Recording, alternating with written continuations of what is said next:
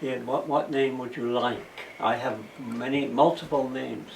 I, Jonathan Perks, do give you permission to do whatever you like with what you're doing now.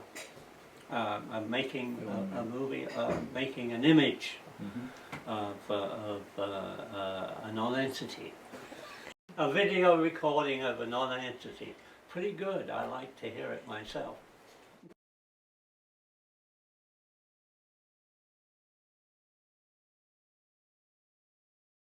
My mother would scrub the floor with in those days you scrubbed the floor, you had a scrub brush, actual scrub brush with soap and a towel, and you would be down on your hands and knees and you would scrub the floor.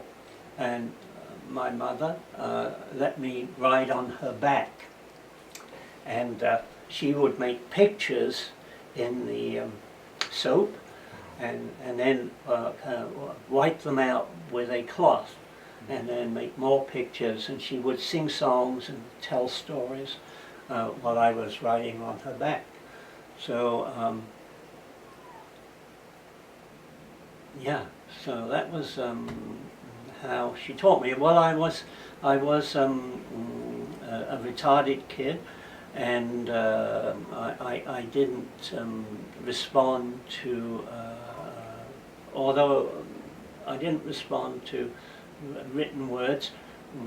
The problem with reading was that I wanted to read from left to right, and I couldn't figure out the book. So it took a long time to work with that. But anyhow, my mother knew that, you know, I was different. So and during the war, you know, instead of going to school, she would give me money for the bus, and she'd say, "Here, go and play in the woods." And this then was near London? South of London, 12 miles south of London, Sidcup. And Chislehurst, which actually, Chislehurst is where Alan Watts grew up. So he probably knew the Chislehurst woods where I played. And she would make me costumes too. She, like Robin Hood or King Arthur, and anybody, who else? Those kind of people, you know. So I would put the costume in a paper bag, and then when I got to the woods, I would take my clothes off and put the costume on, and then play in the woods. And I would make bows and arrows and things. And then when sometimes if people came in the woods, first of all, the ferns were very high, so I could hide in the ferns, and I would just watch them and pretend they were different beings, you know, maybe enemies, and I had to sneak around and hide. And she told me, because also I had a lot of visionary stuff going on, and she told me not to tell anybody and not to tell any teachers, because they could put you away, you know. I used to see beings and animals and other beings, and they would have lights around them. I didn't, I thought that was normal.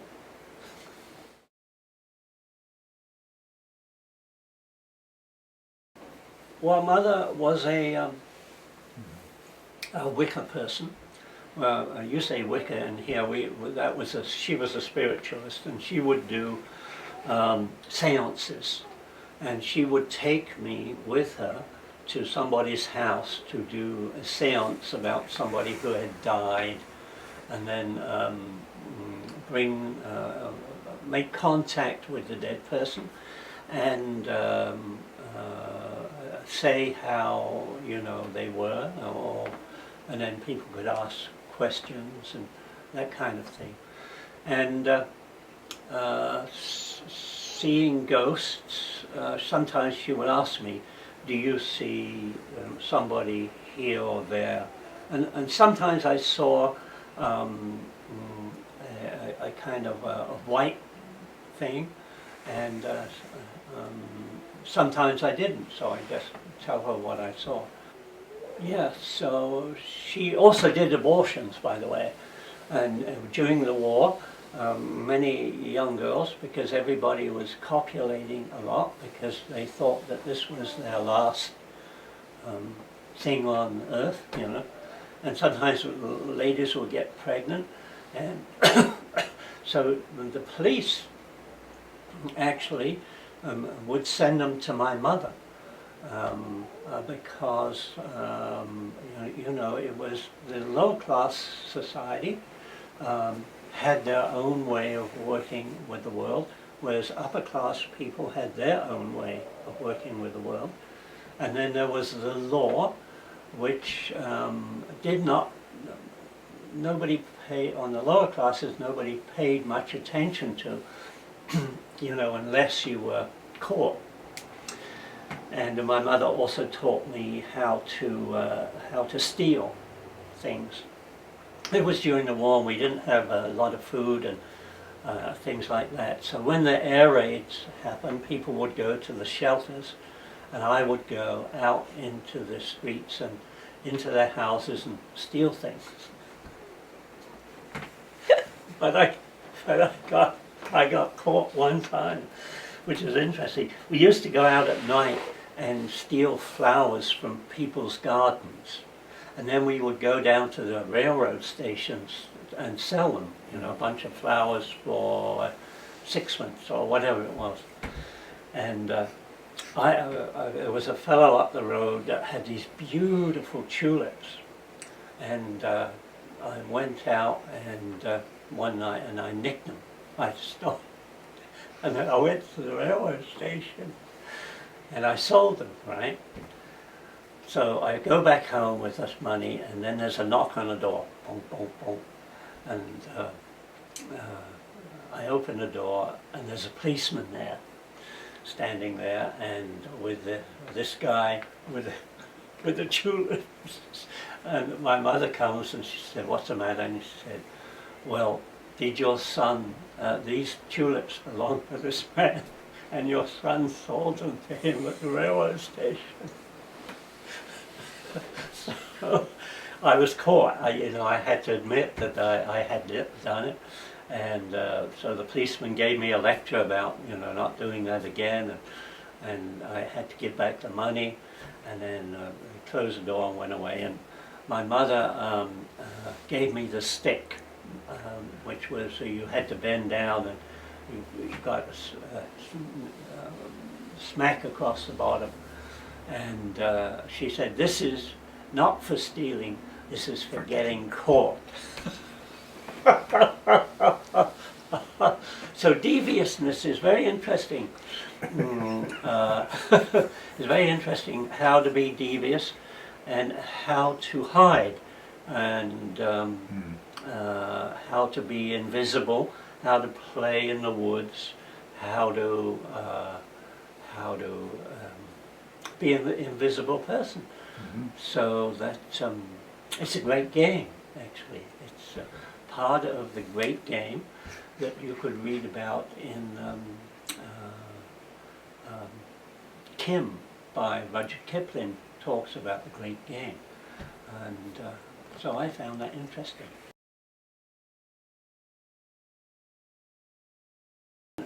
We had a Welsh teacher who had come from the war, and he was slightly shell-shocked, and but he could read, so he in the afternoon he would tell us stories, and he would read stories. He read us Treasure Island. He read us a lot of the guy that wrote about Africa, Rider Haggard stories. He read us the stories of Conan Doyle, The White Company, which is all about knights. You know, and he read us all these really great stories, and we loved it. It was the best. All the other students had to sit at desks and write out things and have to learn mathematics and we got to, you know, play around and we did stuff. I mean, we did a lot of work, but in the afternoons we heard these wonderful stories by this Mr. Jones, this Welsh teacher who had this wonderful Welsh accent, and you know, he read to us. So anyhow, I was unfortunately, what happened was in my third year, there were 4 years. You went to 4 years, and then at 14, well, no, at 11, you were given a test to see whether you would go on to a better school or whether you would just continue on and kind of be harass a person. You know, be a garbage person or a cannon fodder or whatever. But anyhow, they didn't even bother giving us boys the test. But what happened, they gave us a test in my third year, and for some unexplained reason, I came out on top. So they put me immediately in my last year in a B form. I skipped C, D, and put me in B form. I almost just, and when I took my last exam, when I was 14, I was top of the class. I had no idea how that happened. I think I faked most of it. I did get the cane a lot.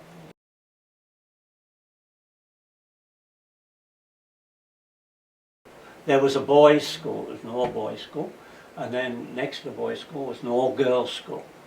So all us boys were always trying to sneak over to the girls' school and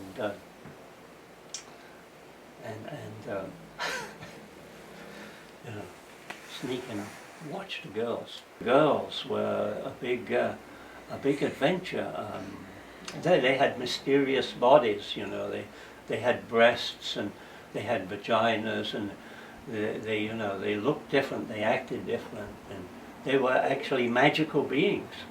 And us boys were all terrified of them. I was really interested in what a vagina looked like, and I had heard stories. We had a beautiful woman lodger, a Scots girl, stay with us for a little while, and I was enamored with her.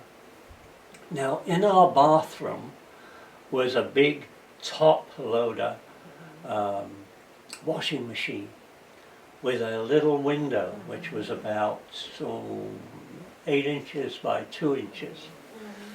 And I thought, because she would come down some nights and take a bath, and I thought, if I hide in the washing machine, I can look out of the window and see her naked and see what a vagina, you know, this mythical thing looked like.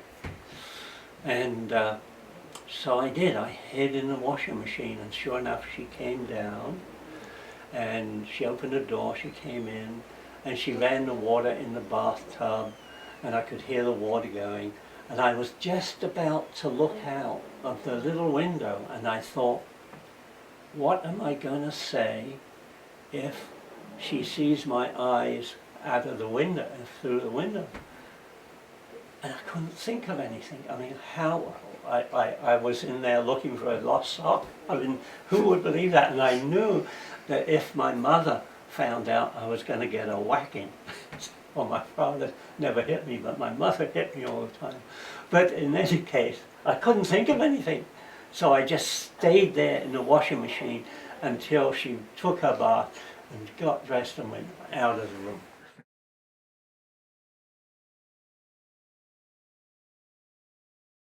The other thing is the war.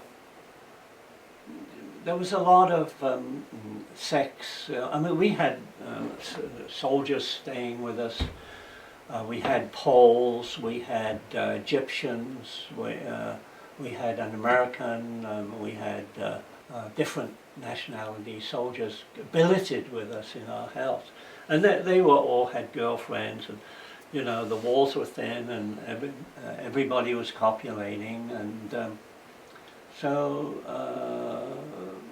and then my mother was doing abortions. You know, people were sometimes horrified, but I want to tell you that we had in the house we had a metal table that the government gave us, and the idea was when there's an air raid you get into this table, and if the house gets bombed and falls down on you, they will dig you out. My mother, I didn't know this at the time, but and we all had gas masks. You carry gas masks everywhere you go, and my mother had some cyanide pills. I didn't know this until after the war. She told me about it. But if we had gotten bombed and the house, you know, and we had trouble breathing, she was going to give us all cyanide pills. You know, that seemed okay. You know, it seemed that's right. You know. So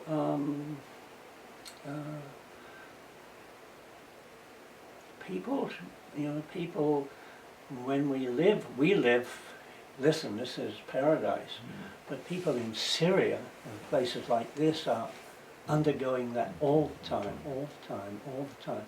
And the other thing is, you know, we always say, oh, to soldiers, thank you for your service, and you know, that's wonderful. But when you're in a war, civilians don't, they are victims, you know, on both sides. Doesn't matter who's killing who. The soldier at least has his weapon and is able to fight. Civilians are victims, and civilians get post-traumatic stress disorder just as much as soldiers do. So, you know, we should pay attention to that and what is happening in the world. And all these kids that grow up also have post-traumatic, you know, they're terrified, brought up in a terrified world. So before anybody starts a war, one should be mindful about that kind of thing, because the karma it causes is horrendous, you know. And I don't know, you know. Well, I'm very thankful. We didn't like Adolf, to say the least. And when we were young boys, they took us to the movies. This had never happened before. And there were 2 movies in the school. And we all marched to the auditorium. And the first movie was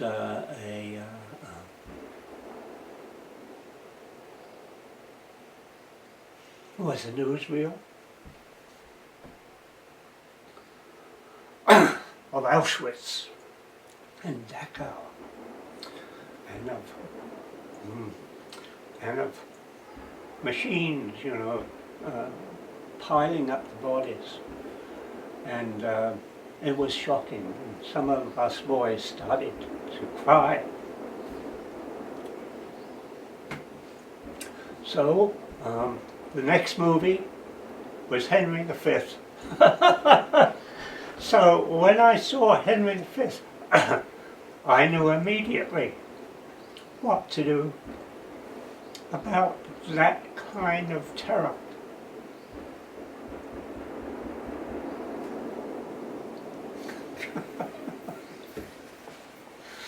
So, you know, so I realized that one has to be a hero for people.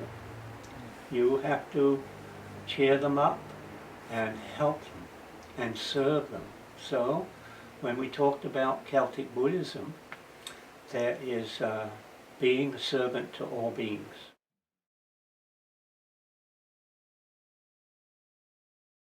A friend of mine, George Marshall, told me about this Tibetan guru who was residing in Vermont, in Barnet, at Tail of the Tiger. And he said, you should come and see him. And at that particular time I was living on a schooner in Camden Harbour. And I was reading the Don Juan books. You remember all the Don Juan books? And I thought, well, this is kind of interesting. I wasn't particularly interested in Buddhism, but I certainly was interested in magicians. And George had said how this fellow wore denim overalls, smoked Dunhill cigarettes, and drank Colt 45. I had never really meditated in my life, other than hunting. But I'll talk about that later. But so the atmosphere was very kind of electric. There was something electric about the atmosphere and the trees and plants and Rinpoche walking in, and he had a limp. And some of the students called him Rimp the Gimp, because he was gimpy, you know, and Rimp because it was short for Rinpoche. So he came in and sat in his seat, and he talked about Marpa and Milarepa and their relationship. And I got a direct hit off of it. So after the talk, I walked right up and I said, oh, I would like a personal interview with you, because I had heard about that you could get interviews with him. So, and he looked at me, and at that moment I had a vision of a large field filled with crows. And he said, well, we will see. So I walked away, and then I realized that I had had that vision, and I said, what the fuck was that? You know, so that's how I initially met him. And proceeding from that, I went back with George Marshall, and there were work details. And George and I were put on fixing a door in Rinpoche's house. And while we were fixing it, I was thinking about Rinpoche and the whole scene, and people didn't call him sir. They would say, hey Rinpoche, you know, or things. It was very relaxed and very kind of American hippie kind of thing. I had been brought up in a society where you always address the teacher as sir. But in any case, while we were working on that doorway, I said to George, you know what, this guy needs a butler. And George said, what do you mean? He said, well, I said, you know, I could be his butler. Now, I had never been a butler before, but I had worked in service for a long time.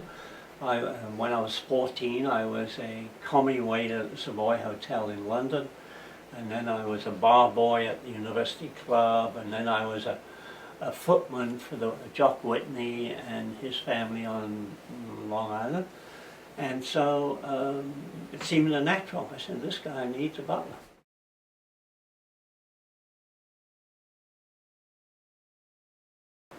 as a butler, you're serving, but you're not making a big deal out of yourself. So you're trying,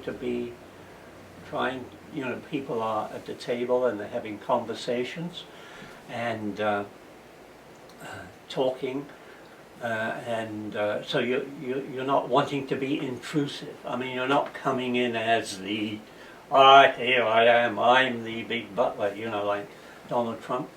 So, I like Donald Trump. He's like Mel Ripper before he met Martin. so anyhow, you come in, you know, and making a big deal out of your service. At the same time, you're not making a small mouse deal out of I'm so unworthy. But what you are doing is you are assessing the whole situation. The moment you come in, you feel the energy in the room, and then you move around it with the energy. And you know, you have all these beings in the room talking, and they're different. So you don't serve everybody the same way. You tune into each individual's energy and which way to move, and to ask them if they were what they need. You're sensitive to that. Mm-hmm. So that's what actually a good butler is, sensitive to the needs of others.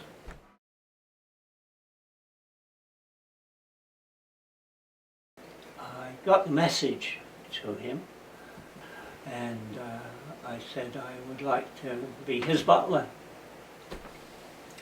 So I got an interview after the next few days, and I remember going into the hallway of Tail of the Tiger, and there was looking at the bulletin board, and there was a list of students going to the first seminary, which was in Wyoming.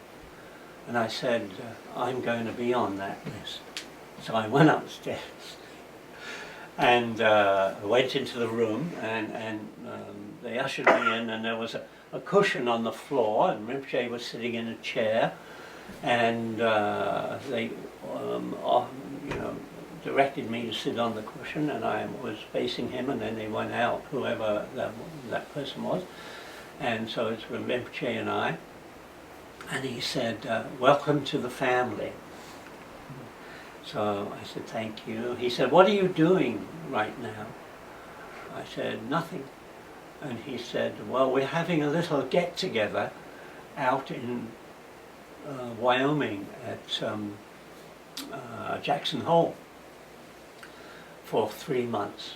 Would you like to come to that? I said, sure. So he said, okay, see you out there. And that was the first interview with Rinpoche.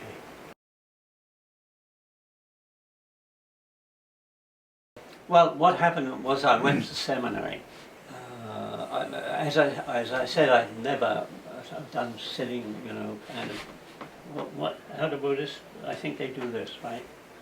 Something like this. They do this, Buddhists do this thing where they sit on a cushion, and then they breathe out, and they follow the breath, and, you know, da-da-da-da-da. Now, I had never done this. And for the first, I think 3 weeks, there was meditation, which was in the cafe of Jackson Hole, where the ski lift goes up and down. And there were big windows. I looked out of the window. First of all, I didn't have anything to sit on, so I took a life jacket from the boat, and that's what I sat on, which is kind of interesting, I think, sitting on your life boat, a life jacket. Anyhow, so nobody particularly gave me any instruction about, you know, I just went along with it. I think there were about, 60 people, 70 people, I can't remember. But I sat, you know, they ring a gong, and I sat, and, you know, I sat there, and then I looked up in the hill, and there was an elk walking across the hill.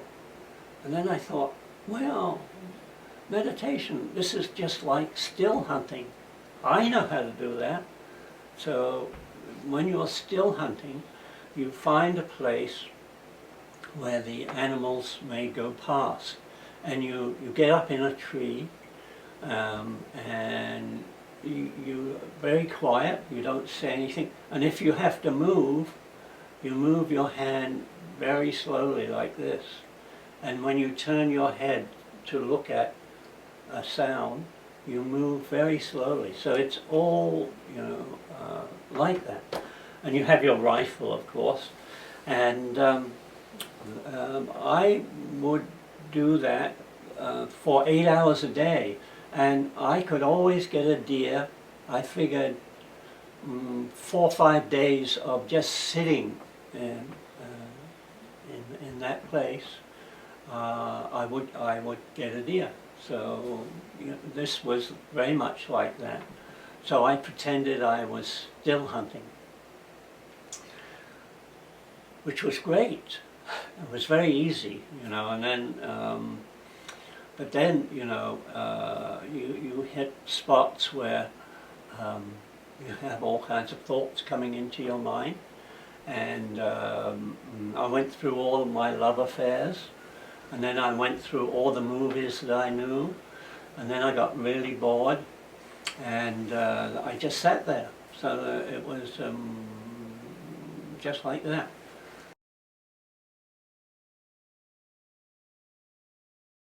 And we meditated for 8 to 10 hours a day, and then Rinpoche would come and started to give talks. I mean, I love watching Rinpoche because he would create an energy mandala, and then he would start talking about Buddhism. I didn't understand anything. He used all kinds of strange words like Samantabhadra, the 3 kayas. I mean, I thought 3 kayas maybe means the 3 Stooges or something. I had no idea. So then it's Shunyata. What is Shunyata? Not a clue. But anyhow, I just loved hearing his voice, and I loved watching him create this energy field. I could see the energy field that he created, but I didn't understand what he was saying. Until he came in military uniform and he gave a talk on art in everyday life. And that was a great talk. I understood everything that he said, although I can't remember personally right now. And then there was one specific day. His talks, he would start talks, 9, 10 o'clock at night, and then they start to go, until 2, sometimes 3 in the morning. And supper, people hadn't had supper at this particular time. So the person in front of me, Rinpoche, was giving a talk. He had talked about how precious the teachings were, and how this was the first time in America that anybody had given these particular teachings. And even though I had no idea what he was teaching, I did have some understanding that this was significant. And then somebody said, well, Rinpoche, could we take a break, have supper, and then come back? And Rinpoche was kind of startled, and he said, what? And then somebody said, I second that, let's vote on it. And at that moment, he knocked down the microphone and walked out the hall. So I said to George, who was sitting next to me, does that mean the seminary is over? So people ran after him and said, Rinpoche, come back, Mike, But anyhow, he went down to his room and was in his room, and I went to the kitchen, and there was food there, so I loaded up a tray, And I took it to his room, and I said, Rinpoche, here's food, everybody should eat, I can bring the food. And he said, thank you very much. Johnny. He called me Johnny, yeah. So, yeah, that's how I first met him, and how I didn't understand Buddhism, but I wanted to serve him.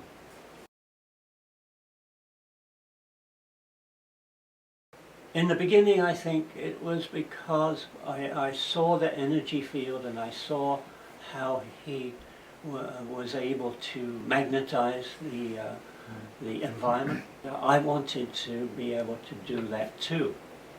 And I had fantasies of being, you know, a great Buddha, and making love with lots of ladies, and living in a palace, Buddha palace.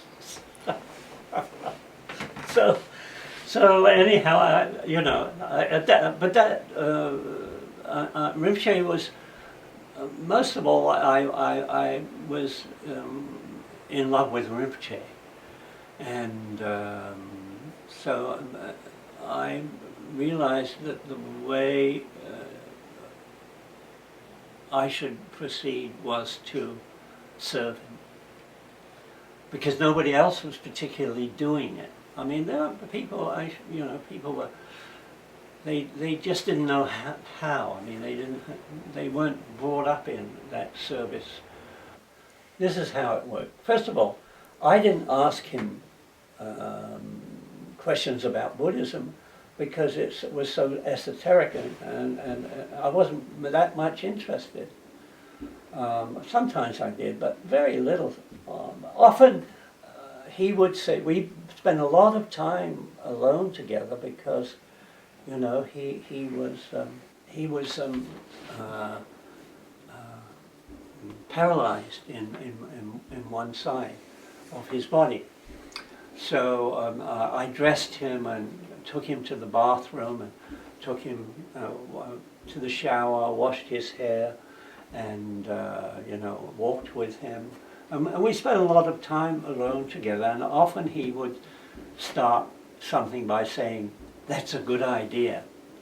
And of course, I would say, "What is a good idea, sir?" So it was kind of like fishing. I was the fish, and he was the fisherman. You know, throw out the line and reel me in.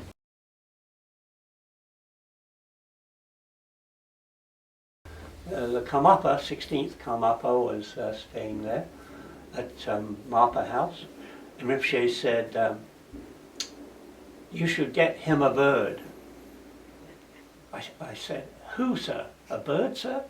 And he said, yes. He said, the Karmapa, get him a bird.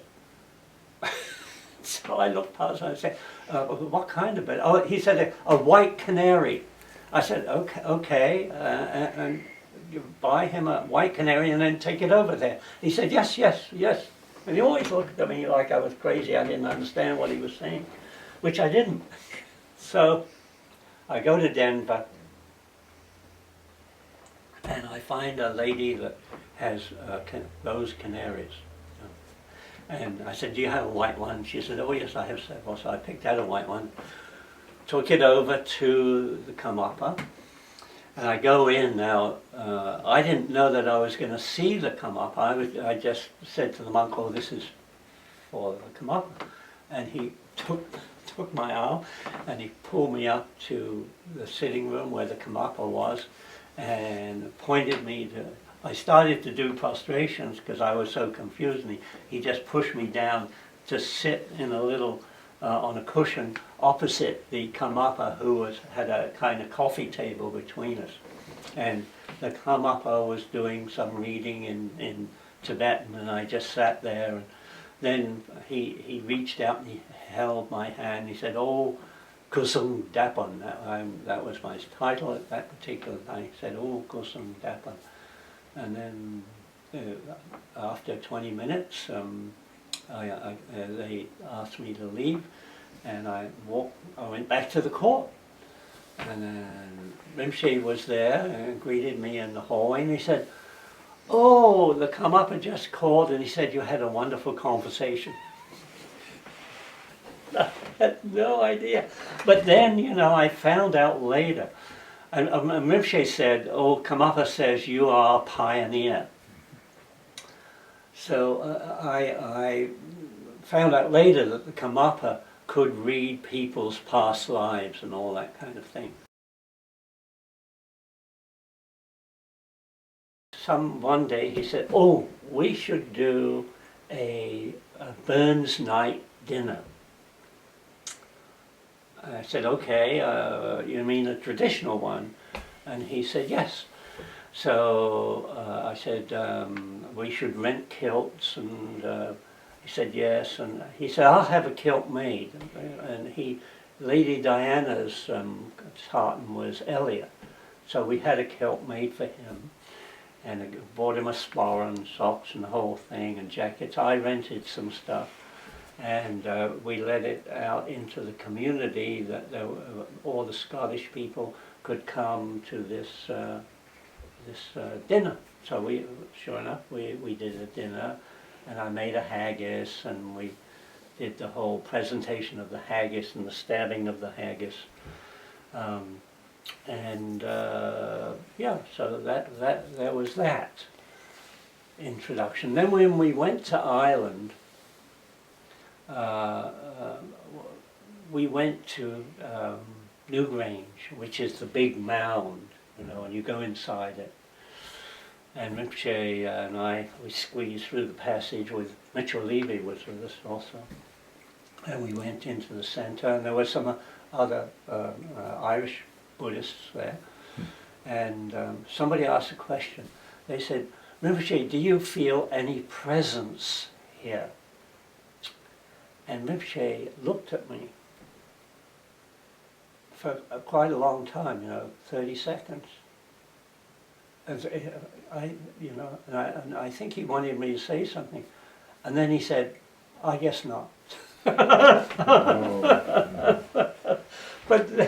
But then, you know, all this stuff about lineage started to come up. And he told a story about how there were 3 idiots sitting in Tibet by a river, and one of them became the first Trungpa. And you know, Trungpa means servant. I didn't know that then, you know, fine.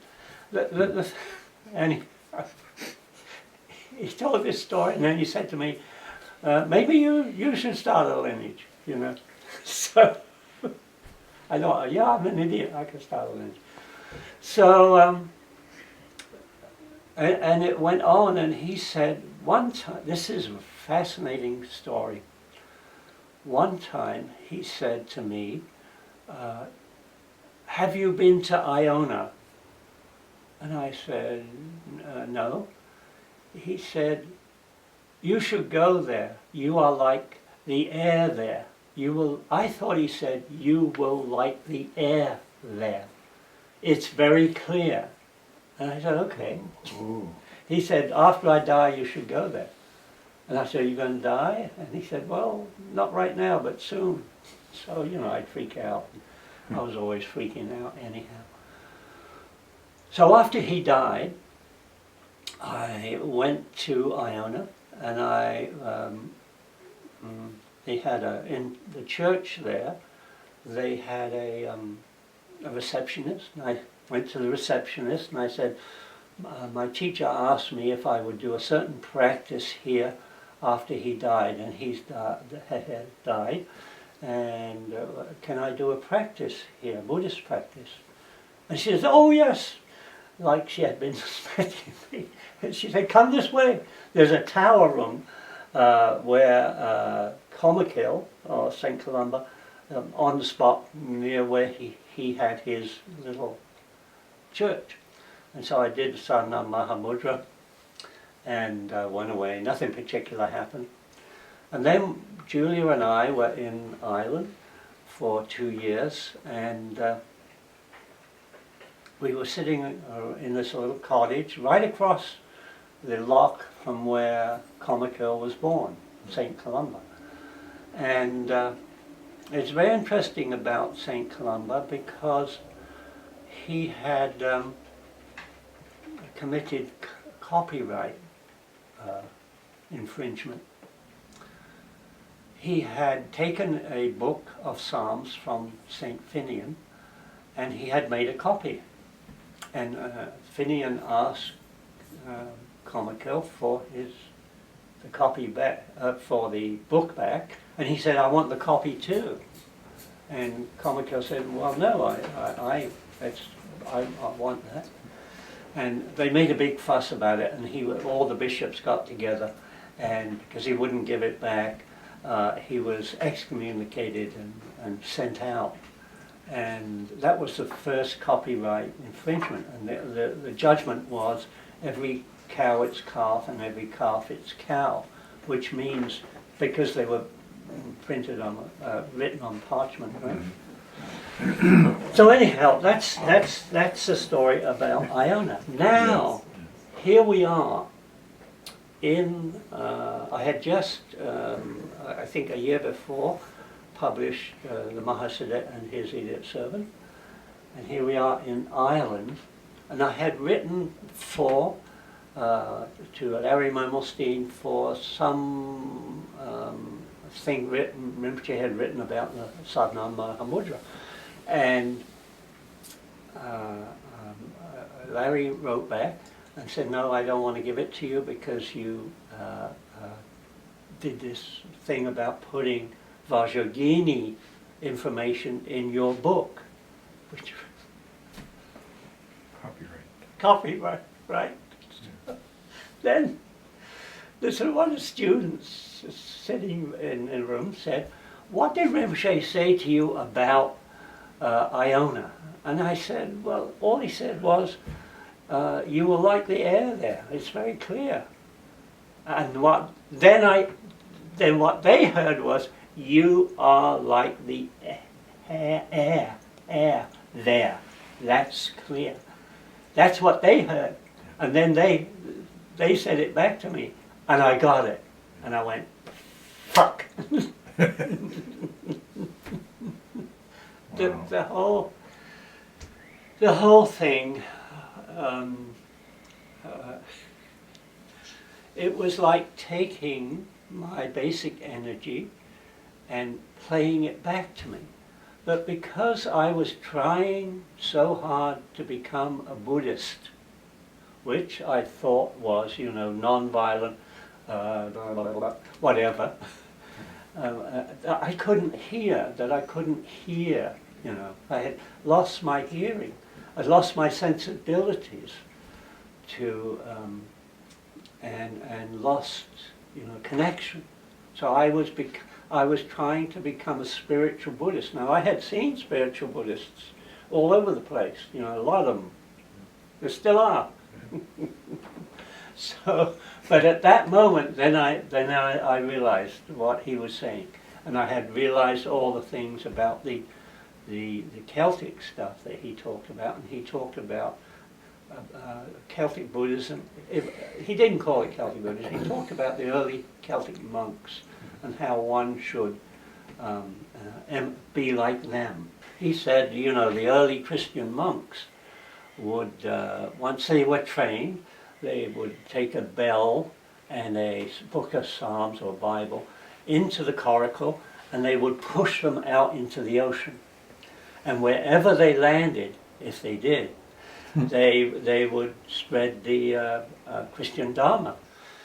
And I think I must have had some real connection with the Christian church through many years. And because Rinpoche also, when we would pass a church, he would drag me in and we'd say prayers and things like that. I felt very uncomfortable about it. He said, well, there will be lots of fights. I said, fights? Yes, he said, you'll have to have the shrine rooms padded. Because the Irish always fight. But he had seen this before I even had an inkling of it. So there was some connection, and with the Celtic thing and the Christian thing. So here I was a Buddhist. I was a Buddhist because I took vows, so I am a Buddhist. And being a Celt, so I'm a Celtic Buddhist. And when His Holiness died, the 16th Karmapa, I felt I had to do something to repay the tremendous kindness and generosity that all these wonderful teachers, the Gyalpo Khyentse Rinpoche, the 16th Karmapa, Trungpa Rinpoche, and many others gave us, this treasure. So that's roughly how Celtic Buddhism got started, and then other people began to hear about it, and they'd knock on the door and there'd be somebody standing there and they'd say, I want to be a Celtic Buddhist. And I'd say, so do I, and I'd shut the door. No, I didn't. I said, well, come in and have tea and we'll talk about it. And some people stayed here for a year or 6 months, or and we worked together, and there wouldn't be a lot of teachings because basically I still don't know a lot of terms in Buddhism, but what they learned was the whole household thing, how to run a household, how to cook, how to serve other beings. That's what I was doing, and that's what I did with Rinpoche. That's what my mother taught me, and so it's very simple.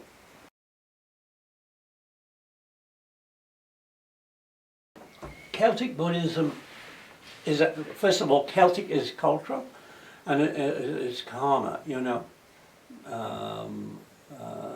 It differs. It differs from the materialistic world of the Romans. Not that all Romans were materialistic, but they had straight roads, right? Where Celts had curvy roads that were paths through the woods. And Celts also were people of the night, the Night, where they existed in the darkness, and they lived in the forests, and it was dark. You ever been in a forest at night? Well, there's all kinds of strange beings living there. So they made their own mythology out of their experience with the earth. When you are born, you have mother and you have father, usually, not necessarily nowadays, but usually mother and father. And so you have their karma, but you also have where you are born, the energy of the earth intermixes, and you learn when you are very young about all these beings. If in your labeling, if you start to label things and you say rabbit, dog, horse, monkey, whatever it is, that's all it is. If you don't have a direct relationship with a particular being, we call them animals. They are not animals, they are beings. And if you don't have a direct relationship, then you don't know what it is. Like trees, people don't know what trees are. You have no idea what is going on there. They have their own intelligence, and if you know how to relate to, my mother again taught me how to relate with trees, and how to sit under them. It's very interesting. Well, Buddha became enlightened under a tree. He did not gain enlightenment on his own. He had many teachers, but also he had the tree. The tree was passing knowledge. So how do you do that? Well, become a Celtic Buddhist. So no, the spirituality, so the mythology of the Celts is great, and people might not like it because they used to cut off other people's heads and tie their heads to the saddle, and you know, and whatever, and paint themselves blue. They were kind of natural beings, but natural in the environment. Buddhism is the discipline of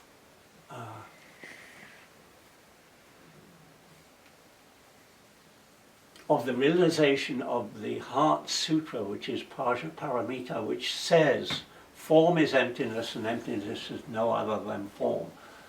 What does that mean? You have to find out what that means. So it's a journey. So you are on a journey. So all of a sudden, your life, which is actually shit, and maybe you're taking drugs and pills and whatever, because it's so painful, that now you have a mission. You're on a mission to find out what the life is. Yeah, what the life is. And what you are, because you have no idea. We are here. Listen, we don't know what they are. We don't know what we are. So everybody is stuck in that. So you have to find out. And maybe there's no answer, but there are lots of many little answers that you can become one with the universe. So, and it's unfolding all the time, and people are not only going from birth to death, but they are also evolving, you know. And when one thinks about things like dinosaurs, what is that all about? What is it? Why? What are these big fucking lizards running all around here? What's that all about? What does that mean? Why is that? What is that? Julie's holding a thing called a pug. What is that? I have no idea. It sleeps with us every night.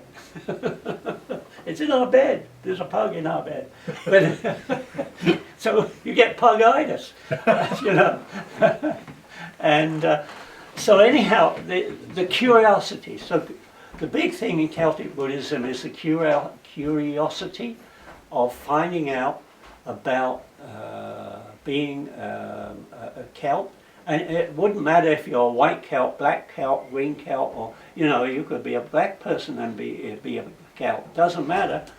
Or you could find your own ancestry, which is African, an amazing, rich ancestry, and you can become part of that, and you can become a Buddhist and join the two together. So together, Celt and Buddhist, a big journey in a coracle, in your own coracle, out into the vast ocean, and where you land is where you preach the Dharma.